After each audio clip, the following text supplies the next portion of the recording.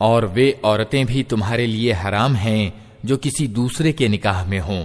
अलबत्ता ऐसी औरतों की बात और है जो युद्ध में तुम्हारे हाथ आएं। ये अल्लाह का कानून है जिसका पालन तुम्हारे लिए अनिवार्य कर दिया गया है। इनके अलावा जितनी औरतें हैं उन्हें अपने मालों के द्वारा हासिल करना तुम्हारे लिए हलाल कर दिया गया है। शर्त यह है कि निकाह के घेरे में लेकर उन्हें सुरक्षित करो, न कि स्वच्छंद काम तृप्ति करने लगो। फिर जो दाम्पत्य जीवन का आनंद तुम उनसे लो, उसके बदले में उनके मेहर अनिवार्य समझते हुए अदा करो। अलबत्ता मेहर निश्चित हो जाने के बाद आपस की रजामंदी से तुम्हारे बीच अगर कोई समझौता हो जाए तो इसमें कोई हरज नहीं। अल्लाह सब कुछ जानने वाला तत्वदर्शी है। और जो आदमी तुम में से इतनी सामर्थ्य न रखता हो कि कुलीन मुसलमान औरतों यानी मुहसनात से निकाह कर सके, उसे चाहिए कि तुम्हारी उन लौंडियों यानी दासियों में से किसी के साथ विवाह कर ले जो तुम्हारे कब्जे में हों और ईमान वाली हों। अल्लाह तुम्हारे ईमान को अच्छी तरह जानता है। तुम सब एक ही गिरोह के लोग हो, अतः उनके सरपरस्तों की इजाजत से उनके साथ निकाह कर लो और सामान्य नियम के अनुसार उनके मेहर अदा कर दो, ताकि वे निकाह की परिधि में सुरक्षित होकर रहें। स्वच्छंद काम तृप्ति न करती फिरें और न चोरी छिपे नाजायज संबंध बनाएं। फिर जब वे विवाह की परिधि में सुरक्षित हो जाएं और उसके बाद कोई अश्लील कर्म कर बैठें तो उन पर उस सजा के मुकाबले में आधी सजा है जो खानदानी औरतों के लिए निर्धारित है। ये सुविधा तुम में से उन लोगों के लिए रखी गई है जिनको निकाह न करने से संयम के भंग हो जाने का भय हो। लेकिन अगर तुम सब्र करो तो ये तुम्हारे लिए अच्छा है और अल्लाह बख्शने वाला और रहम फरमाने वाला है। अल्लाह चाहता है कि तुम्हारे लिए उन रीतियों को स्पष्ट करे और उन्हीं रीतियों पर तुम्हें चलाए जिनका पालन तुमसे पहले के अच्छे लोग करते थे।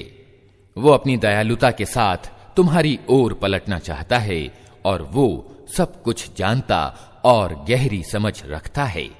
हाँ, अल्लाह तो तुम्हारी ओर दयालुता के साथ पलटना चाहता है, मगर जो लोग खुद अपनी वासनाओं के पीछे चल रहे हैं वे चाहते हैं कि तुम सीधे रास्ते से हटकर दूर निकल जाओ।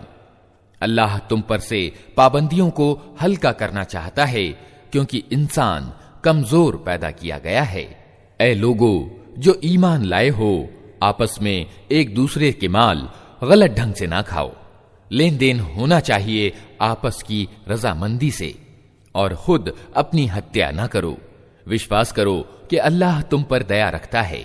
जो व्यक्ति जुल्म और ज्यादती के साथ ऐसा करेगा उसको हम जरूर ही आग में झोंकेंगे और ये अल्लाह के लिए कोई कठिन काम नहीं है। अगर तुम उन बड़े बड़े गुनाहों से बचते रहो जिनसे तुम्हें रोका जा रहा है तो तुम्हारी छोटी मोटी बुराइयों को हम तुम्हारे हिसाब से हटा देंगे और तुमको इज्जत की जगह में दाखिल करेंगे। और जो कुछ अल्लाह ने तुम में से किसी को दूसरे के मुकाबले में ज्यादा दिया है उसकी तमन्ना ना करो। जो कुछ मर्दों ने कमाया है उसके अनुसार उनका हिस्सा है और जो कुछ औरतों ने कमाया है उसके अनुसार उनका हिस्सा। हाँ, अल्लाह से उसके अनुग्रह की दुआ करते रहो। यकीनन अल्लाह हर चीज का ज्ञान रखता है। और हमने हर उस तरके के हकदार मुकर्रर कर दिए हैं जो माँ बाप और करीबी रिश्तेदार छोड़ें।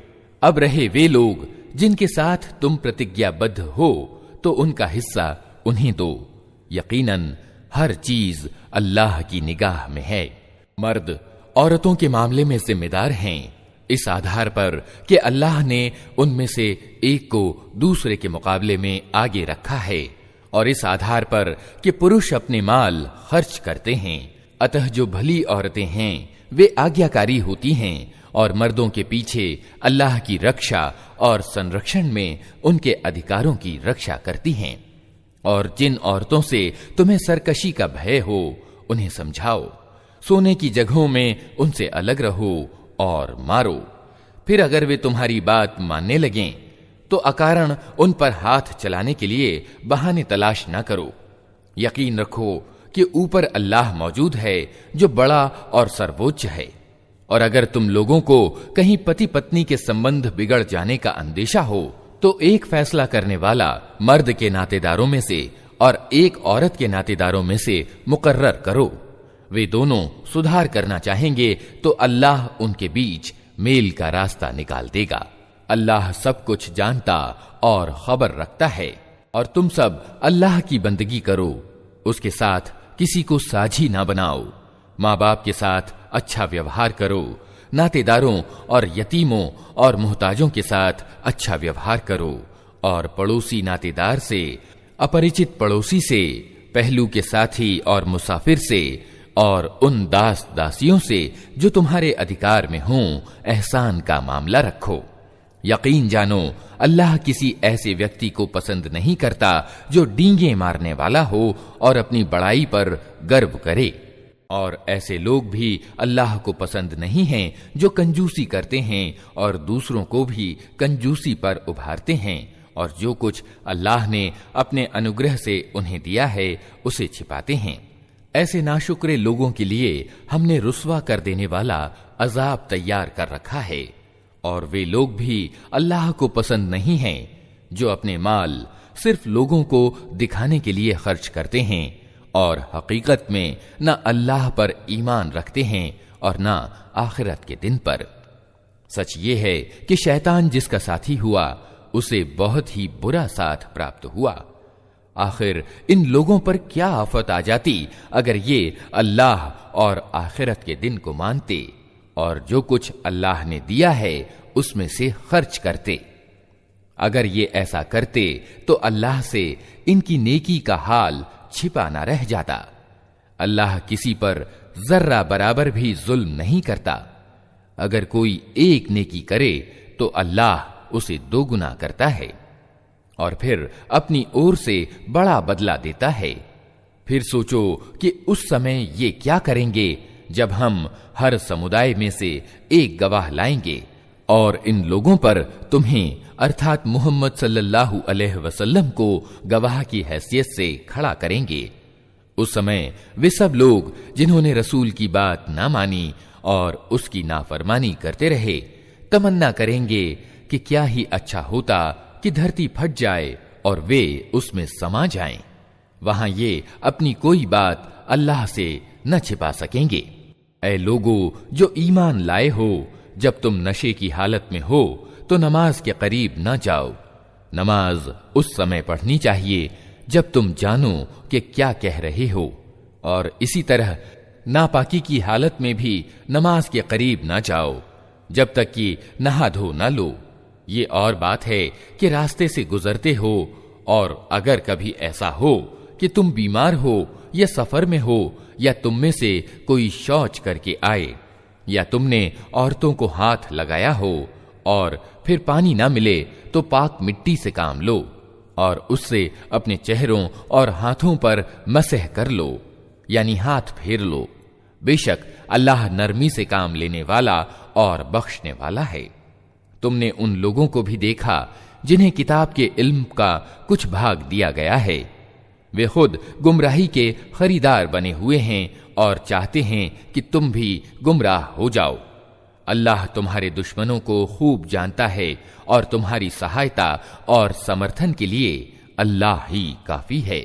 जो लोग यहूदी बन गए हैं उनमें कुछ लोग हैं जो शब्दों को उनके स्थान से फेर देते हैं और सत्य धर्म के खिलाफ चोट करने के लिए अपनी जबानों को तोड़ मरोड़ कर कहते हैं, हमने सुना मगर स्वीकार नहीं किया, और सुनिए आप ऐसे नहीं कि कोई सुनाए, और हमारी रियायत करें। हालांकि अगर वे कहते हमने सुना और हमने माना और सुनिए और हमारी ओर ध्यान दें तो ये उन्हीं के लिए अच्छा था और ज्यादा सच्चाई का तरीका था, मगर उन पर तो असत्यवादिता के कारण अल्लाह की फिटकार पड़ी हुई है, इसलिए वे कम ही ईमान लाते हैं। ऐ वे लोगों जिन्हें किताब दी गई थी, मान लो उस किताब को जो हमने अब उतारी है और जो उस किताब की पुष्टि और समर्थन करती है जो तुम्हारे पास पहले से मौजूद थी। इस पर ईमान लाओ इससे पहले कि हम चेहरे बिगाड़कर पीछे फेर दें या उनको उसी तरह फिटकारा हुआ कर दें जिस तरह सब्त वालों के साथ हमने किया था। और याद रखो कि अल्लाह का आदेश लागू होकर रहता है। अल्लाह बस शिर्क यानी साझीदार बनाने ही को माफ नहीं करता, इसके सिवा दूसरे जितने गुनाह हैं वो जिसके लिए चाहता है माफ कर देता है। अल्लाह के साथ जिसने किसी और को साझी ठहराया उसने तो बहुत ही बड़ा झूठ रचा और बड़े सख्त गुनाह की बात की। तुमने उन लोगों को भी देखा जो अपने पवित्र आत्मा होने का बहुत दम भरते हैं, हालांकि पवित्रता तो अल्लाह ही जिसे चाहता है प्रदान करता है, और इन्हें जो पवित्रता नहीं मिलती तो वास्तव में इन पर जर्रा बराबर भी जुल्म नहीं किया जाता। देखो तो सही, ये अल्लाह पर भी झूठा इल्जाम घड़ने से नहीं चूकते और इनके खुले गुनहगार होने के लिए यही एक गुनाह बहुत है। क्या तुमने उन लोगों को नहीं देखा जिन्हें किताब के इल्म में से कुछ हिस्सा दिया गया है और उनका हाल ये है कि निराधार चीजों और तागूत यानी फसादी को मानते हैं और अधर्मियों के बारे में कहते हैं कि ईमान लाने वालों से तो यही ज्यादा सही रास्ते पर हैं। ऐसे ही लोग हैं जिन पर अल्लाह ने लानत की है, और जिस पर अल्लाह लानत कर दे फिर तुम उसका कोई सहायक ना पाओगे। क्या हुकूमत में उनका कोई हिस्सा है? अगर ऐसा होता तो ये दूसरों को एक फूटी कौड़ी तक न देते। फिर क्या ये दूसरों से इसलिए ईर्ष्या करते हैं कि अल्लाह ने उन्हें अपने अनुग्रह से नवाज दिया? अगर ये बात है तो उन्हें मालूम हो कि हमने तो इब्राहिम की संतान को किताब और गहरी समझ दी और महान राज्य प्रदान कर दिया, मगर उनमें से किसी ने माना और कोई उससे मुंह मोड़ गया, और मुंह मोड़ने वालों के लिए तो बस जहन्नम की भड़कती हुई आग ही काफी है। जिन लोगों ने हमारी आयतों को मानने से इनकार कर दिया है उन्हें जरूर ही हम आग में झोंकेंगे, और जब उनके बदन की खाल गल जाएगी तो उसकी जगह दूसरी खाल पैदा कर देंगे ताकि वे अच्छी तरह अजाब का मजा चखें। अल्लाह बड़ी सामर्थ्य रखता है और अपने फैसलों को व्यवहार में लाने की हिकमत को खूब जानता है। और जिन लोगों ने हमारी आयतों को मान लिया और अच्छे कर्म किए उनको हम ऐसे बागों में दाखिल करेंगे जिनके नीचे नहरें बहती होंगी, जहां वे हमेशा हमेशा रहेंगे, और उनको पाकीज़ा पत्नियां मिलेंगी और उन्हें हम घनी छांव में रखेंगे। मुसलमानों, अल्लाह तुम्हें आदेश देता है कि अमानतों को अमानत वालों को सौंपो, और जब लोगों के बीच फैसला करो तो इंसाफ के साथ करो। अल्लाह तुमको निहायत अच्छी नसीहत करता है और यकीनन अल्लाह सब कुछ सुनता और देखता है। ऐ लोगो जो ईमान लाए हो, बात मानो अल्लाह की और बात मानो रसूल की और उन लोगों की जो तुम में से आदेश देने के अधिकारी हों। फिर अगर तुम्हारे बीच किसी मामले में झगड़ा खड़ा हो जाए तो उसे अल्लाह और रसूल की ओर फेर दो। अगर तुम वास्तव में अल्लाह और आखिरत के दिन पर ईमान रखते हो, यही एक सही कार्य प्रणाली है और परिणाम की दृष्टि से भी अच्छा है।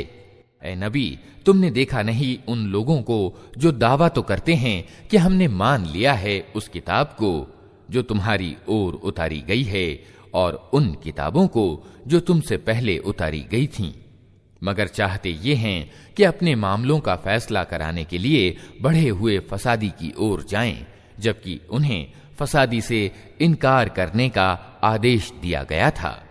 शैतान उन्हें भटकाकर सीधे मार्ग से बहुत दूर ले जाना चाहता है, और जब उनसे कहा जाता है कि आओ उस चीज की ओर जो अल्लाह ने उतारी है और आओ रसूल की ओर, तो इन मुनाफिकों यानी पाखंडियों को तुम देखते हो कि ये तुम्हारी ओर आने से कतराते हैं।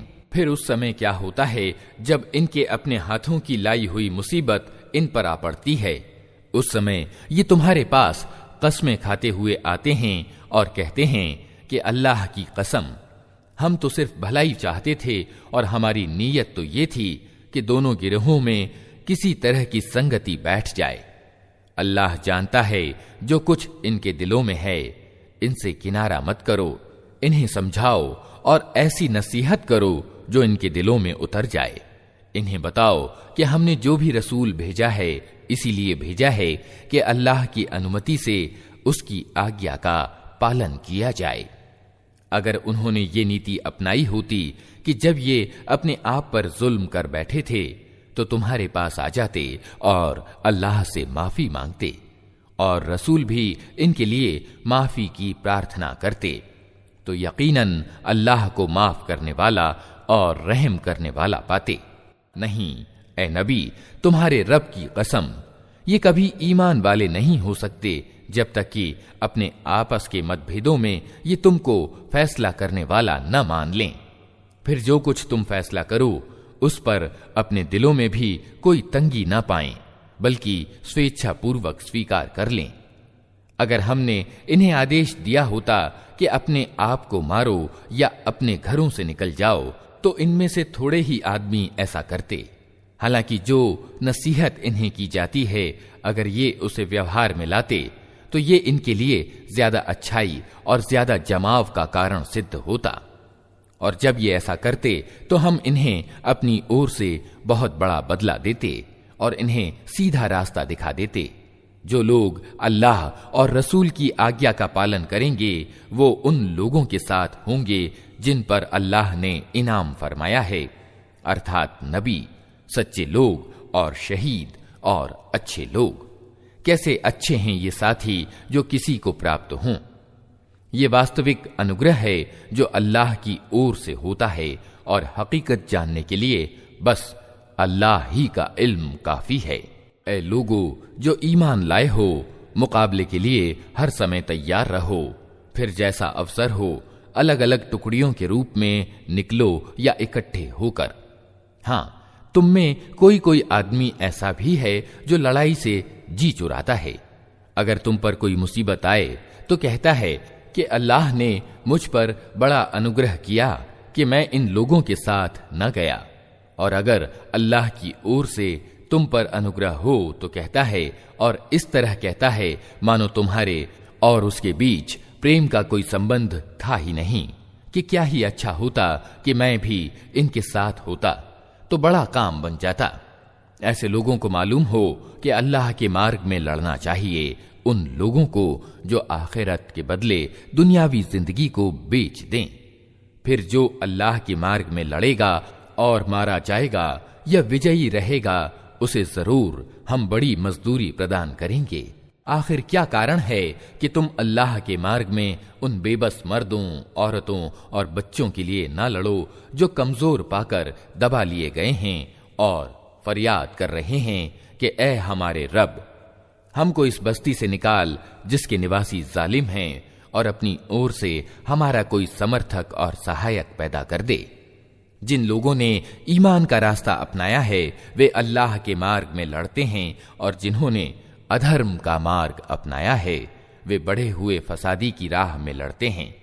अतः शैतान के साथियों से लड़ो और यकीन जानो कि शैतान की चालें वास्तव में बहुत ही कमजोर हैं। तुमने उन लोगों को भी देखा जिनसे कहा गया था कि अपने हाथ रोके रखो और नमाज कायम करो और ज़कात दो। अब जो उन्हें लड़ाई का आदेश दिया गया तो उनमें एक गिरोह का हाल ये है कि लोगों से ऐसा डर रहे हैं जैसा अल्लाह से डरना चाहिए, या कुछ इससे भी बढ़कर। कहते हैं, ऐ हमारे रब, ये हम पर लड़ाई का आदेश क्यों लिख दिया? क्यों न हमें अभी कुछ और मोहलत दी? इनसे कहो, सांसारिक जीवन पूंजी थोड़ी है और आखिरत एक अल्लाह से डरने वाले इंसान के लिए ज्यादा बेहतर है, और तुम पर जुल्म एक जर्रा बराबर भी न किया जाएगा। रही मौत, तो जहां भी तुम हो वो हर हाल में तुम्हें आकर रहेगी, चाहे तुम कैसी ही मजबूत इमारतों में हो। अगर उन्हें कोई लाभ पहुंचता है तो कहते हैं कि ये अल्लाह की ओर से है, और अगर कोई नुकसान पहुंचता है तो कहते हैं कि ए नबी, ये आपके कारण है। कहो, सब कुछ अल्लाह ही की ओर से है।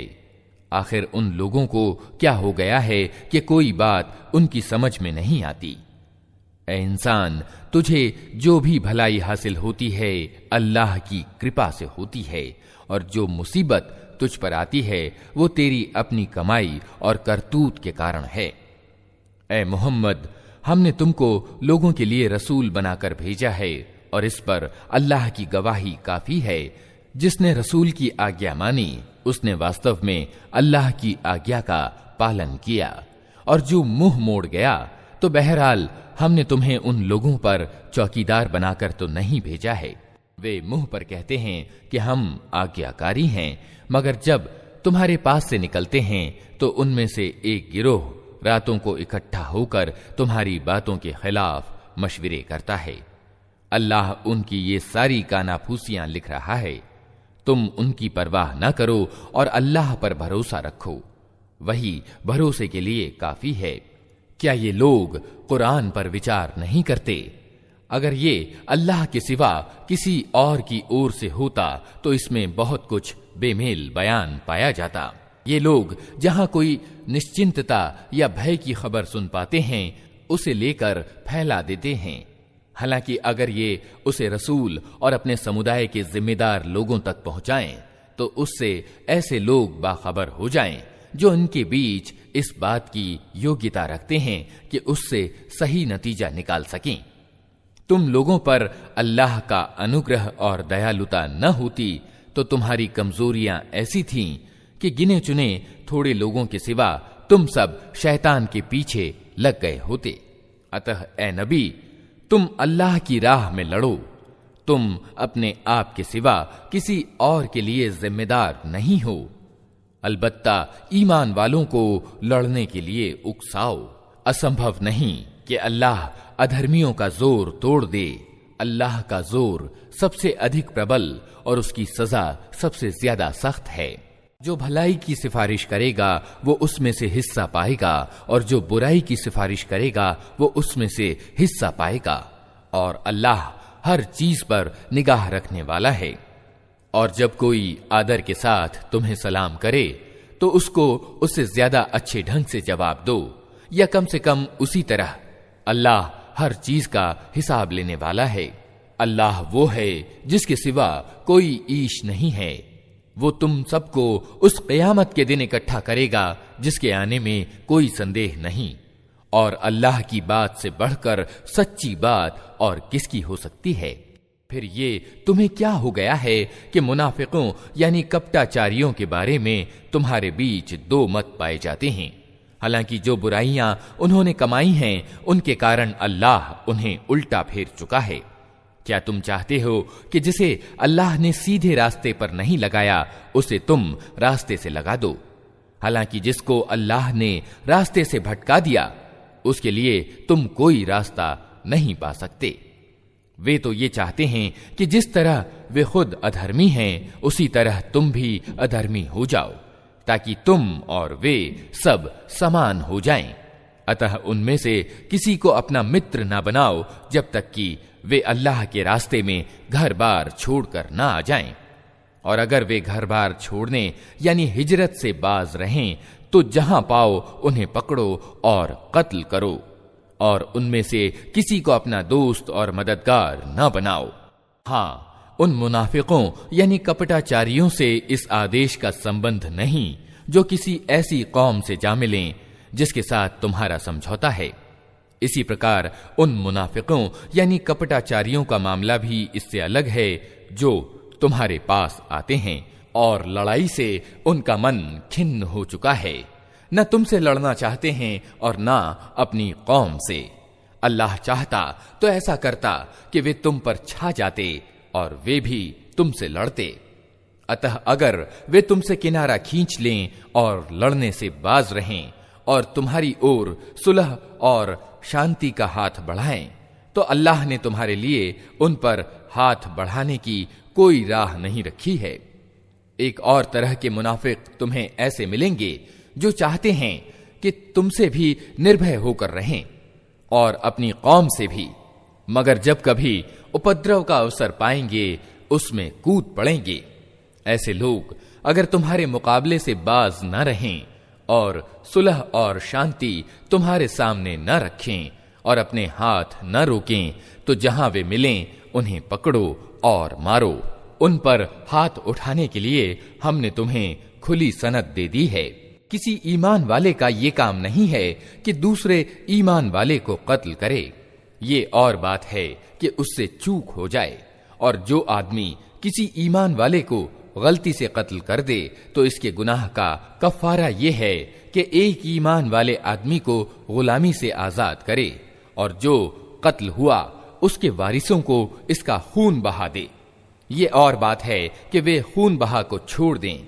लेकिन अगर वो मुसलमान कत्ल होने वाला किसी ऐसी कौम से था जिससे तुम्हारी दुश्मनी हो, तो इसका कफारा एक ईमान वाले गुलाम को आजाद करना है। और अगर वो किसी ऐसी गैर मुस्लिम कौम का आदमी था जिससे तुम्हारा समझौता हो, तो उसके वारिसों को खून बहा दिया जाएगा और एक ईमान वाला गुलाम आजाद करना होगा। फिर जो गुलाम न पाए वो लगातार 2 मास के रोजे रखे।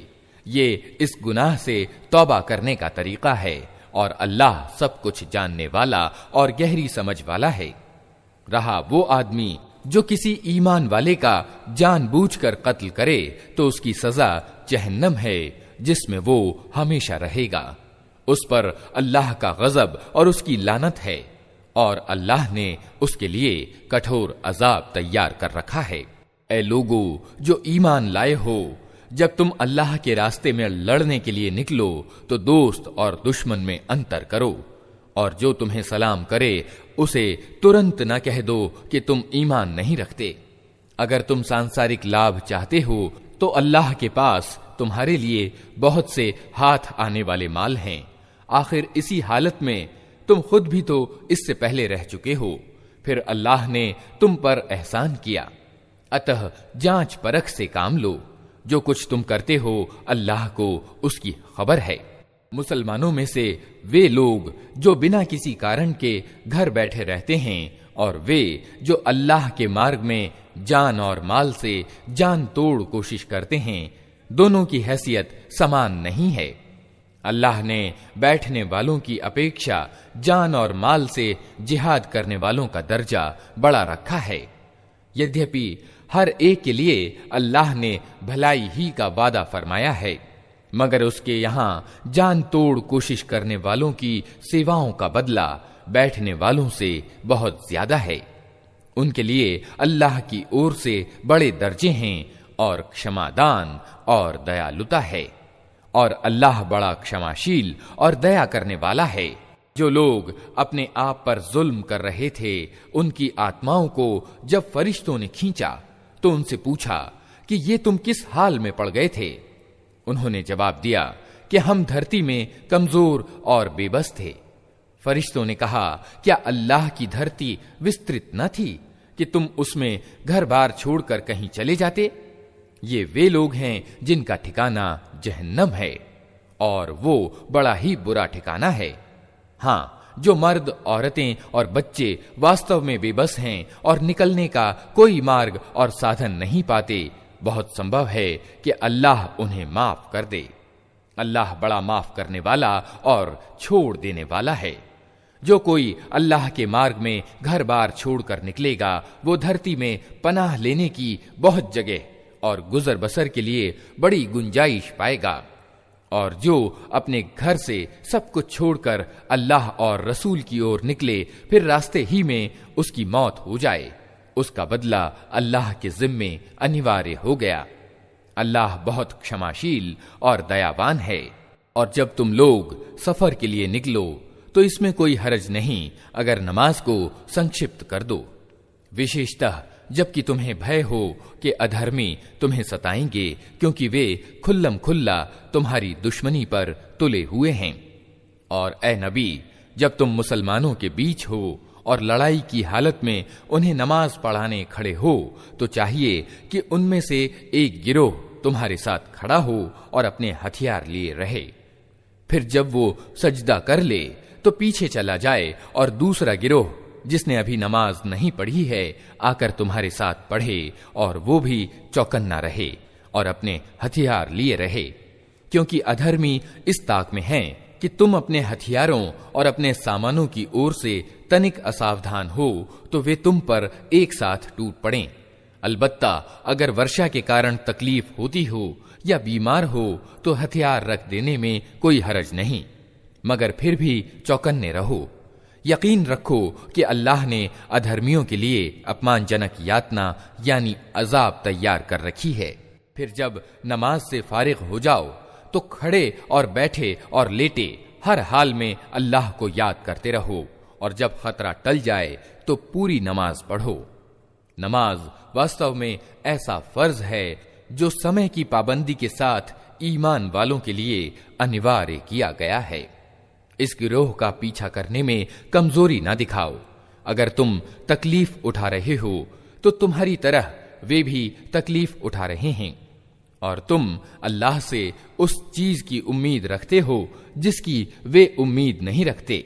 अल्लाह सब कुछ जानता है और वो गहरी समझ वाला है।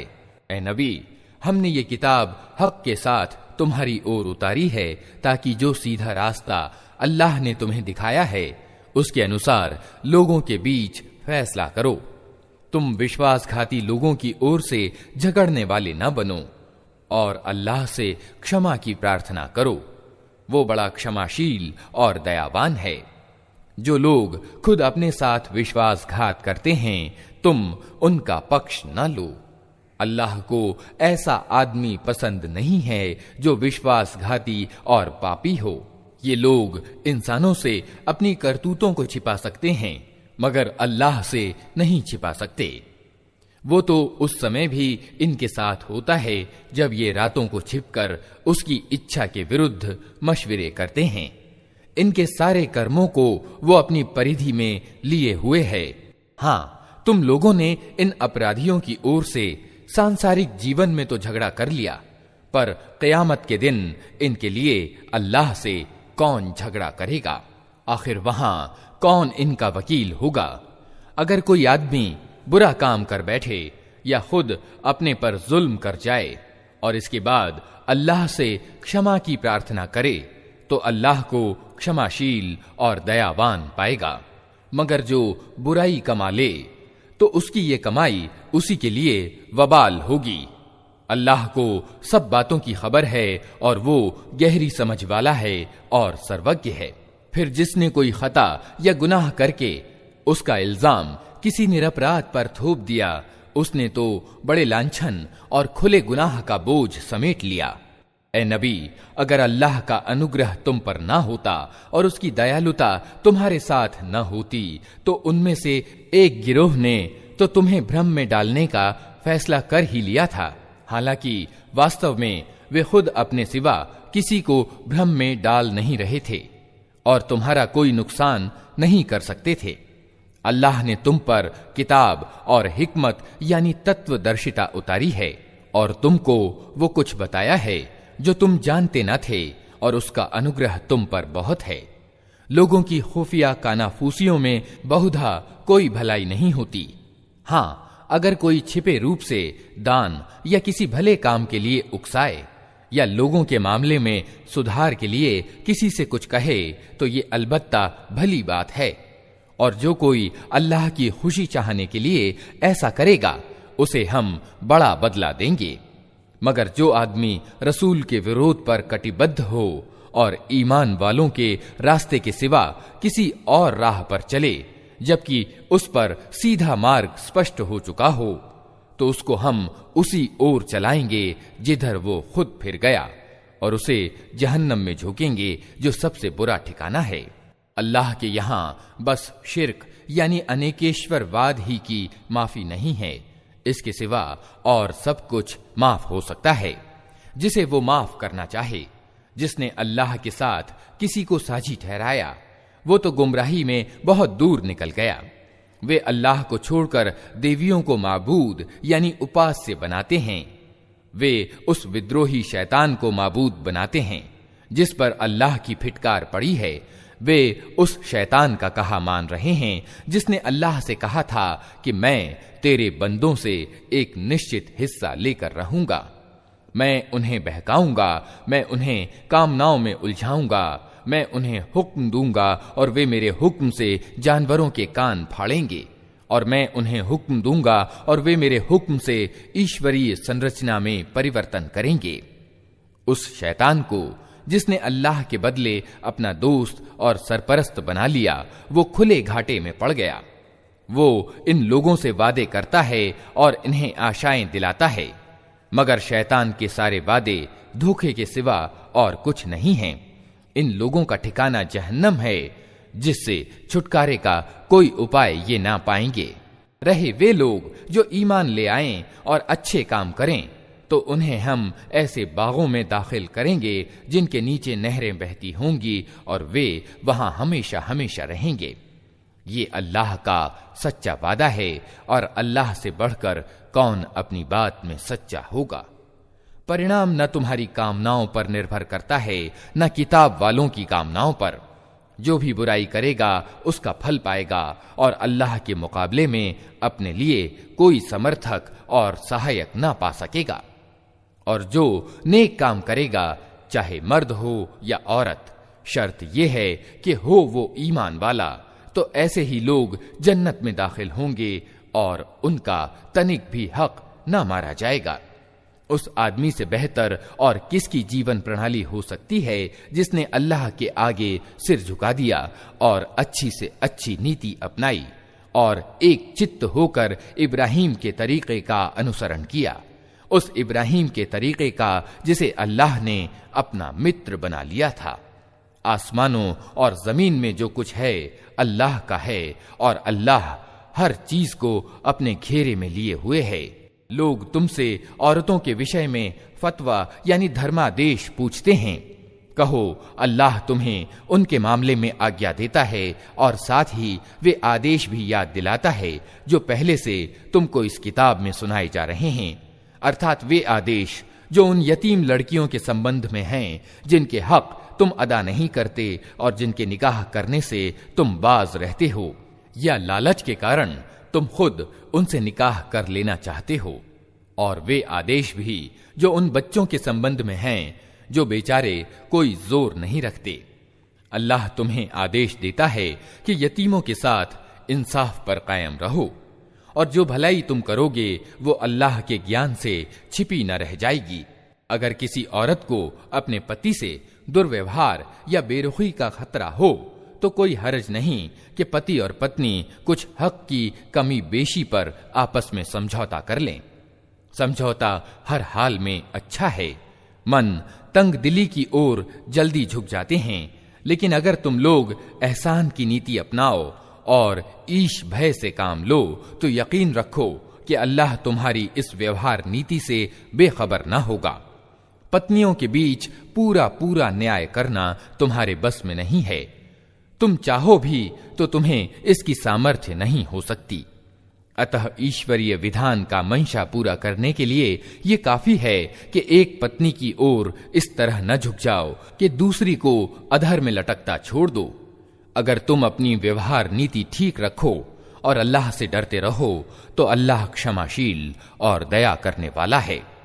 लेकिन अगर पति पत्नी एक दूसरे से अलग ही हो जाएं, तो अल्लाह अपनी समाई से हर एक को दूसरे की मोहताजी से बेपरवाह कर देगा। अल्लाह बड़ी समाई वाला है और वो तत्वदर्शी है। आसमानों और जमीन में जो कुछ है सब अल्लाह ही का है। तुमसे पहले जिनको हमने किताब दी थी उन्हें भी यही आदेश दिया था, और अब तुमको भी यही आदेश देते हैं कि अल्लाह से डरते हुए काम करो। लेकिन अगर तुम नहीं मानते तो न मानो। आसमान और जमीन की सारी चीजों का मालिक अल्लाह ही है, और वो निस्पृह यानी बेनियाज है, हर प्रशंसा का अधिकारी। हाँ, अल्लाह ही मालिक है उन सब चीजों का जो आसमानों में हैं और जो जमीन में हैं, और काम बनाने के लिए बस वही बहुत है। अगर वो चाहे तो तुम लोगों को हटाकर तुम्हारी जगह दूसरों को ले आए, और उसे इसकी पूरी सामर्थ्य प्राप्त है। जो आदमी सिर्फ दुनिया के सवाब यानी भलाई का इच्छुक हो, उसे मालूम होना चाहिए कि अल्लाह के पास दुनिया का सवाब भी है और आखिरत का सवाब यानी भलाई भी, और अल्लाह सुनता और देखता है। ऐ लोगो जो ईमान लाए हो, इंसाफ के ध्वजावाहक और अल्लाह के लिए गवाह बनो। यद्यपि तुम्हारा इंसाफ और तुम्हारी गवाही खुद तुम्हारे अपने या तुम्हारे माँ बाप और नातेदारों के विरुद्ध ही क्यों ना पड़ती हो। मामले से संबंध रखने वाला पक्ष चाहे मालदार हो या गरीब, अल्लाह तुमसे अधिक उनका हितैषी है। अतः अपनी इच्छा के अनुपालन में न्याय से न हटो। और अगर तुमने लगी लिपटी बात कही या सच्चाई से पहलू बचाया तो जान रखो कि जो कुछ तुम करते हो अल्लाह को उसकी खबर है। ऐ लोगो जो ईमान लाए हो, ईमान लाओ अल्लाह पर और उसके रसूल पर और उस किताब पर जो अल्लाह ने अपने रसूल पर उतारी है और हर उस किताब पर जो इससे पहले वो उतार चुका है। जिसने अल्लाह और उसके फरिश्तों और उसकी किताबों और उसके रसूलों और आखिरत के दिन का इनकार किया, वो गुमराही में भटक कर बहुत दूर निकल गया। रहे वे लोग जो ईमान लाए, फिर इनकार किया, फिर ईमान लाए, फिर इनकार किया, फिर अपने इनकार में बढ़ते चले गए, तो अल्लाह हरगिज उनको माफ न करेगा और न कभी उनको सीधा मार्ग दिखाएगा। और जो मुनाफिक यानी पाखंडी ईमान वालों को छोड़कर अधर्मियों को अपना साथी बनाते हैं, उन्हें ये मंगल समाचार सुना दो कि उनके लिए दर्दनाक सजा तैयार है। क्या ये लोग इज्जत की चाह में उनके पास जाते हैं? हालांकि इज्जत तो सारी की सारी अल्लाह ही के लिए है। अल्लाह इस किताब में तुमको पहले ही आदेश दे चुका है कि जहां तुम सुनो कि अल्लाह की आयतों के खिलाफ अधर्म बका जा रहा है और उनकी हंसी उड़ाई जा रही है, वहां न बैठो जब तक कि लोग किसी दूसरी बात में न लग जाएं। अब अगर तुम ऐसा करते हो तो तुम भी उन्हीं की तरह हो। विश्वास करो कि अल्लाह मुनाफिकों यानी कपटाचारियों और अधर्मियों को जहन्नम में एक जगह जमा करने वाला है। ये मुनाफिक तुम्हारे मामले में इंतजार कर रहे हैं कि ऊंट किस करवट बैठता है। अगर अल्लाह की ओर से विजय तुम्हारी हुई तो आकर कहेंगे कि क्या हम तुम्हारे साथ न थे। अगर अधर्मियों का पल्ला भारी रहा तो उनसे कहेंगे कि क्या हमें तुम्हारे विरुद्ध लड़ने की सामर्थ्य प्राप्त न थी, और फिर भी हमने तुमको मुसलमानों से बचाया। बस अल्लाह ही तुम्हारे और उनके मामले का फैसला क़यामत के दिन करेगा, और इस फैसले में अल्लाह ने अधर्मियों के लिए मुसलमानों पर प्रभुत्व पाने की हरगिज कोई राह नहीं रखी है।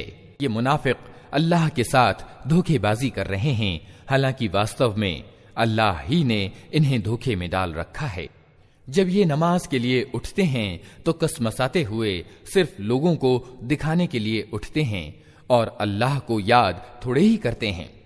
इनकार और ईमान के बीच डावाडोल हैं, न पूरे इस ओर हैं न पूरे उस ओर। जिसे अल्लाह ने भटका दिया हो उसके लिए तुम कोई रास्ता नहीं पा सकते। ऐ लोगो जो ईमान लाए हो, ईमान वालों को छोड़कर अधर्मियों को अपना साथी न बनाओ। क्या तुम चाहते हो कि अल्लाह को अपने विरुद्ध स्पष्ट तर्क दे दो? विश्वास करो कि मुनाफिक जहन्नम के सबसे नीचे खंड में जाएंगे और तुम किसी को उनका सहायक न पाओगे।